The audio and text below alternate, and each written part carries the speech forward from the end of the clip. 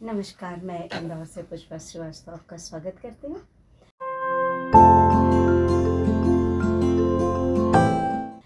आज मैं चर्चा मेरे जीवन से जुड़ी हुई एक किस्से से सुनाने जा रही हूँ। हुआ ये था कि कुछ वर्ष पहले मैं अपने परिवार के साथ, मैं अधिकतर जंगल जाती रहती हूँ, परिवार भी मेरा साथ में जाता है। मेरे बहू, बेटे, पोता पोती, बेटी, छोटे छोटे पोता पोती हैं मेरे। तो हम लोग इंदौर के से 25-30 किलोमीटर एक अच्छा सा जंगल है, वहाँ गए हम लोग। बच्चों खूब खेले, मस्ती करे जंगल में, उनको भी बहुत अच्छा लगता है नानी दादी के साथ में। तो हम लोग घूम ही रहे थे कि मेरी निगाह पड़ी एक दूर खड़ी हुई एक 6-7 साल के बच्ची पे। ये लोग अपना मौज मस्ती कर रहे थे, सभी लोग हंसी कूद खेल रहे थे। मेरे से रहा नहीं गया, मैं उस बच्ची को देखी। उसके गोद में एक बहुत छोटा सा बच्चा था, दुबला पतला सा बिल्कुल, और वो ऐसे ही आड़ा टेढ़ा लेके खड़ी थी वो बच्ची छोटी सी। मैं उसके पास गई और उसको अपने पास बुला के लाई। मैं जहाँ बैठी थी, मैंने बोली, वो मालवी थी, हमें मालवा में मालवी बोली बोली जाती है, और चूँकि मालवी बोली मुझे आती है, तो मैंने उससे मालवी में पूछी कि ये कैसे खड़ी है, तो ये बच्चा कौन है। तो मालवी में ही वो जवाब दे, और मेरा मालवी में ही संवाद हो रहा था। मैंने बोली कि तेरी माँ नहीं है क्या, ये बच्चा कैसा है। बच्चे को देखी, बच्चा बिल्कुल मल मूत्र में सना हुआ, इतना बदबू आ रही थी उसमें से कि दूर से भी बर्दाश्त नहीं हो रही थी बदबू। वो बच्ची में से भी बहुत बदबू आ रही थी, और खूब बाल बिखरे हुए थे, जटाएं जैसी हो रही थी बेचारी बच्ची की। मुझे उसके माँ पे बहुत क्रोध आ रहा था कि इतना छोटा सा बच्चा है, और कम से कम उसके माँ उसको नहला धुला तो सकती थी। तो उसने मालवी में बताई कि पहले ना कि मेरी माँ नहीं है। पहले तो मैंने उस बच्चे को अपने गोदी में ली, और गोदी में लेके पहले उसके सब गंदे कपड़े निकाल के फेंके, और मेरे पोता पोती को धूप से बचने के लिए कॉटन की मैंने चुन्नी उड़ा के रखी थी, सूती, मैंने उससे मांगी, और वो चुन्नी से उस बच्चे को मैंने लपेट दी। और मैंने उस बच्चे का जब हुलिया देखी तो बिल्कुल हड्डी का ढांचा, और इतनी जगह जख्म कि दोनों कान कटे हुए हैं, उसमें से कीड़े ने खाए हुए कान, उसके जख्म। वो जीवित ही कैसा था समझ में नहीं आ रहा था। फिर मैंने उससे पूछी कि तेरी माँ कैसी है, इस बच्चे का ध्यान नहीं रखती है क्या। तो बोले कि मेरी माँ नहीं है। तो मैंने बोली तेरी बड़ी बहन वगैरह कोई तो होगा जो इस बच्चे का ध्यान रखता होगा। तो मालवी बोली मेरा कोई नहीं, मेरा कोई भी नहीं है, मेरे भाई बहन है, पर बच्चे का ध्यान मैं ही रखती। मैंने बोली तू तो खुद ही इतनी छोटी है। बोले हाँ। मैंने बोली कब तेरी माँ शांत हुई। बोले 2-3 महीने का था जब। सुनिएगा आप ध्यान से। तो मैंने बोली इतने छोटे बच्चे का तू ही ध्यान रख रही है। बोले हाँ, कभी हमारे पापा रखे, कभी हूँ रखूँ, मैं कभी मेरे पिताजी देखते हैं, कभी मैं देखती हूँ। तो बड़ा आश्चर्य हुआ, वो बच्चा इतना कुपोषित था कि चकरा गई। मैंने बोले कितने भाई बहन है। बोले 6-7 भाई बहन है। पिताजी कहाँ हैं तेरे, बुला के ला। तो बोले कि नहीं, मेरे पिताजी अभी नहीं मिलेंगे, कहीं दारू की दुकान पे होंगे, मेरे को नहीं मालूम, मारे कहीं नहीं मालूम, कहीं मारो बाप। तो मैंने बोली बाप रे, ये कैसी बात, पिताजी नहीं, छोटे छोटे भाई बहन। बड़े भाई क्या करते हैं। तो बोले बड़े भाई तो मामा के घर रहे, हम लोग 4 भाई बहन साथ में रहते हैं, छोटे छोटे छोटे छोटे एकदम। बड़ा आश्चर्य हुआ। मैंने बोली नहीं, ये बच्चा तो अगर थोड़े दिन और रहेगा तो बचेगा ही नहीं है। तो बहुत ही बुरी हालत है, एकदम सीरियस बच्चा जैसा दिख रहा था। मैंने बोली कि नहीं, मैं इसको तो किसी भी शर्त पे मैं इसका इलाज करूँगी, चाहे मुझे कुछ भी करना पड़े। मैंने आसपास के लोगों को ढूंढी, और पहले पंडित, वहाँ एक छोटा सा मंदिर था, मैं पुजारी के पास गई। बोले कि बहन जी ये झंझट में मत पड़ो, इसका बाप बहुत तेज है, और ये बच्चा या पास ही में रहता है, ये लड़की रोज़ आके खड़ी हो जाती है, कौतूहल से सबको देखती रहती है, पिकनिक मनाने आने वाले लोग खाना पीना इसको दे देते हैं, कोई बचा हुआ वो ले जाती है, पास ही में ऊपर पहाड़ पे रहती है। इतना बुरा लगा मुझे। मैंने बोली नहीं, मैं किसी भी हालत में इसको ले जाऊँगी। मेरी बहू, बेटी, मेरे असिस्टेंट भी थे राकेश वगैरह, वो बोलने लगे मैडम मत झंझट में पड़िए, देखिए बच्चे किडनैपिंग का चार्ज वो लगा देंगे। मैंने बोली मैं किसी भी शर्त पे मुझे कोई भी मेरे को नहीं, मैंने इस बच्चे को मैंने ठान ली कि बच्चे को मैं कितना भी खर्च आए, कितना भी मुझे मुसीबत झेलनी पड़े, मैं ये बच्चे को बचाऊंगी। पास ही में थाना था, मैं थाने में गई। मैंने बोली कि सर मैं इस बच्चे को ले जा रही हूँ एडमिट करवाने। तो वहाँ टीआई साहब भी थे। टीआई साहब बोले कि नहीं मैडम मत झंझट में पड़िए, आदिवासी लोग हैं, इनके बच्चे इसी तरह से पलते हैं। फिर नहीं, मैं तो जीत पर अड़ गई। शाम के प्रोसेस करते करते फिर गांव के सरपंच को भी सर ने बुलाए और वहीं से मैंने उसके दूध की बोतल वगैरह मंगाई और उस बच्चे को मेरे चुन्नी में तो लपेटा ही हुआ था वो बच्चा। सब झंझटें करके उसके पिताजी को भी पकड़ के लाए, नशे में दूध बच्चा आया। मैंने बोली कि तुम चाहो तो थोड़े से मेरे से पैसे रख लो, लेकिन ये बच्चे को मैं भर्ती करूँगी। फिर इस बीच में चाइल्ड केयर में मेरी बेटी ने कहीं से नंबर लेके उस फ़ोन कर दी, तो वहाँ से भी दन आती हुई एक वैन आ गई बच्चों के लिए। और उसकी जो बहन थी जो छोटी सी 6-7 साल की, उसको भी मैंने गाड़ी में बैठाई। वो एम्बुलेंस में बैठने को तैयार नहीं, सरकारी गाड़ी में मेरे साथ कार में आई।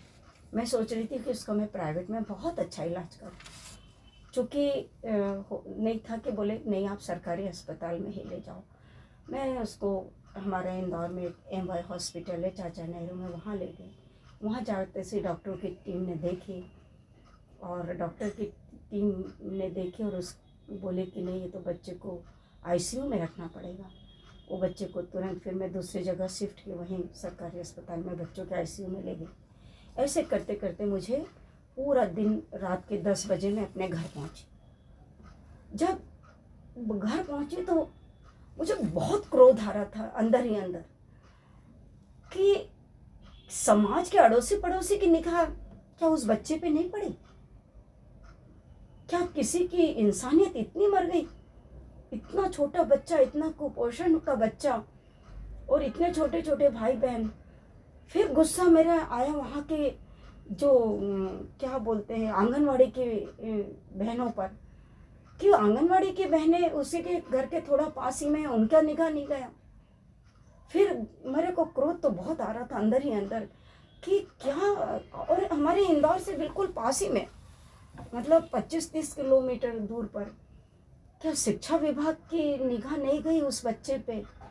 आओ चले पढ़ाई करें, कितने स्लोगन हैं।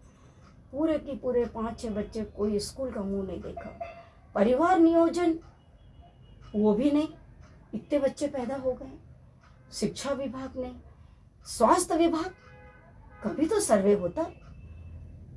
मतलब देखिए हकीकत मैं बता रही हूँ आपसे, शब्द से शब्द सच बयान कर रही हूँ।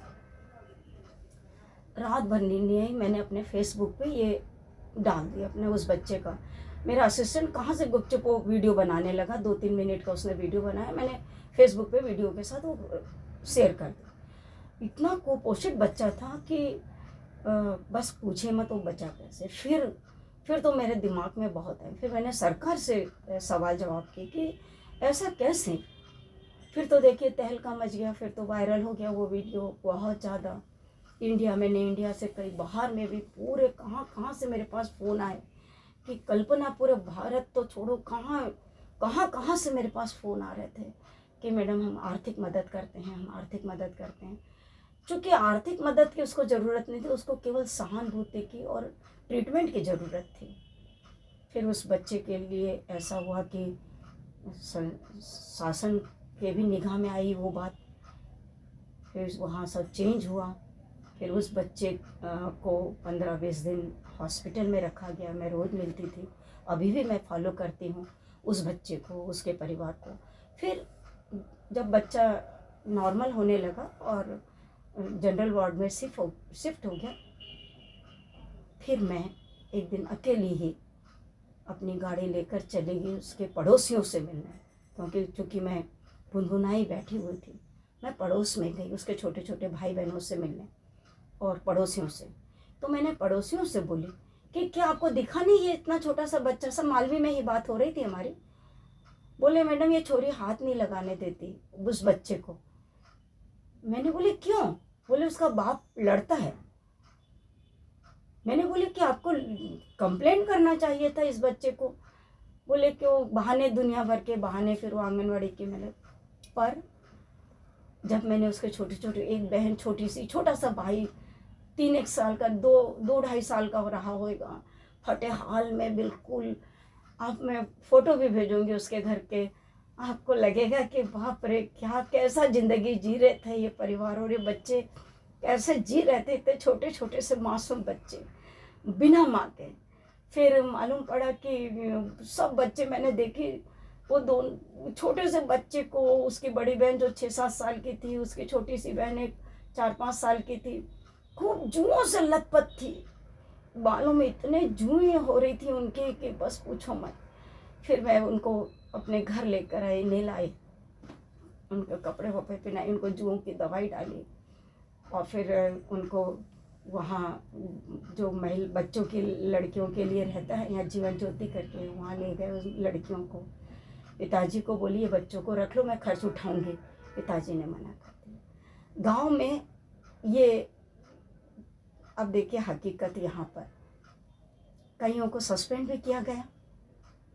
अब जो सस्पेंड हुए वो मेरे पास आने लगे, बोले मैडम केस वापस लो, प्लीज़ मैडम केस वापस लो, हम पे गाजगिरी है हमारा। देखिए इन्हीं आंगनवाड़ियों से तेल घी का खर्चा निकल जाता था, अब तो वो भी हमारा बंद हो गया है, मैडम प्लीज़ आप एक केस वापस लो। ये हमारे अंदरूनी जो काम है, इसमें शासन का दोष नहीं।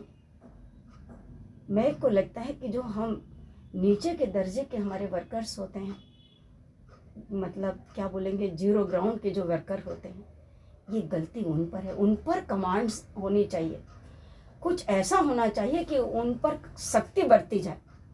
आज भी धांधलियाँ बहुत हो रही हैं। खैर अब कुएं में भांग घुली है, हम तो नहीं ज़्यादा बोल सकते हैं इस पर, तो मैं कोई बहस भी नहीं करना चाहती हूँ। लेकिन इतनी बदमाशी करिए कि आटे में नमक मिले, बस इतनी बदमाशी करिए, क्योंकि कलयुग है। पर ऐसे इंसानियत को मार के बदमाशी ना करें। आज बच्चा, मैं मिलने जाती हूँ तो काफ़ी बड़ा हो गया है, स्कूल जाता है, सब भाई बहन अच्छे व्यवस्थित हो गए हैं। लेकिन यहाँ मुझे तो उन लोगों से भी शिकायत है जो वहाँ पिकनिक मनाने आते थे। जो पिकनिक मना, क्या किसी की निगाह नहीं गई उस छोटे से ऐसे बच्ची पे, जो इतना से बच्चे को लेके खड़ी थी। सब मतलब इतनी घृणा, मतलब ये मान के चले कि मेरे परिवार के सदस्य भी घृणा कर रहे थे, इतने छोटे से, उसमें बच्चे का और बच्ची का क्या कसूर था। देखो, मैं आपको ये वीडियो इसीलिए मैं बता रही हूँ, ये आपको ये मेरा किस्सा इसीलिए सुना रही हूँ कि कहीं आपको इस तरह से, इंसान तो ठीक है, अगर जानवर भी मिलता है किसी तरह का, कोई पीड़ित बच्चा जानवर का, उसकी भी मदद करिए, और ऐसे बच्चों पे दया करिए। एक बात और बोलना चाहूँ, हो सकता है आपको अच्छी लगे या ना लगे, लेकिन हम जो मंदिरों में पैसा चढ़ाते हैं, मैंने देखे खूब पैसा चढ़ाते हैं, हज़ारों रुपए पेटी में डालते हैं। ऐसा लगता है कि 500 का नोट हमने भगवान के पेटी में डाल दिया, तो बहुत पुण्य का काम करें। किसी हट्टे कट्टे भिखारी को मैं देखती हूँ, खूब पैसा दे देते हैं हम, लेकिन नहीं, ये ऐसे मदद मत करिए। आप जब भी, आप मेरे कहने से, आप अपने गाड़ी में सस्ती सस्ती चीज़ें, बिस्किट के पैकेट, कुछ खाने पीने की चीज़ें, चप्पलें, कुछ छोटे छोटे बच्चों के ज़रूरत की चीज़ें, कुछ खेल खिलौने, अब गाड़ी में पड़े रहने दीजिए। जब भी कोई इस तरह का बच्चा दिखता है, उसको रोक कर दे दीजिए। देखिए उनके चेहरे की मुस्कान, वो असली भगवान है, और वहीं से आपको पुण्य मिलेगा। यही मैं अपना वीडियो समाप्त करती हूँ। जो भी गलती या किसी के मन भावनाओं को बुरा लगा हो तो मुझे माफ़ करिएगा, लेकिन इंसानियत अपनी ज़िंदा रखिएगा। हम भारतीय हैं। भगवान धन्वंतरी आपको सदैव उनकी कृपा बनी रहे, सुखी रखें, यही मेरी भगवान से पुनः प्रार्थना है। और धन्यवाद आपका वीडियो देखने के लिए।